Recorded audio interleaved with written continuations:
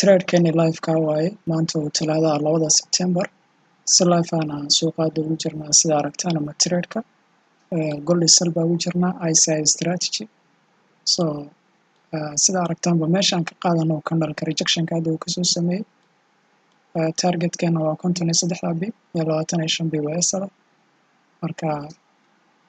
waxaan rajeynayaa insha Allah inaan trade-ka win gareyno biidhnillah so inuu isla aragno waxa uu ku dhamaado insha Allah DXY waa very strong bullish marka golden structure qurux badan oo sell ay sameynaysaa all the way marka ugu yaraan insha Allah ilaa lowgaasi in la soo qaado rajeynaya laakiin anaga 53 bib baa naga badan aan isla aragno okay sida aragtaan alxamdulillah hadda suuqa TP1 buu gaaray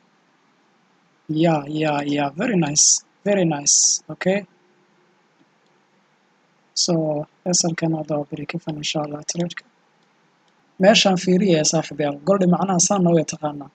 dhaqaaqan ma gelin kartid meel oo ka imaaday macnaha bullishka oo break even naga saaray still suuqa waa sell momentum waa arkaysaa toosna TP-geena ayaa loo aaday dhaqaaqa nadiif macnaha still si loo sii daadanayo si laakiin break even baa naga saaray how macnaha candle-kan intuu ka imaaday ii sheeg I don't know no one knows marka problem ma laha laakiin anaga suuqa break even buu hadda naga saaray loss kuma jirno khayr badan baan rajeynaa insha Allah live-kan maanta inta isku eegayno nabadgelyo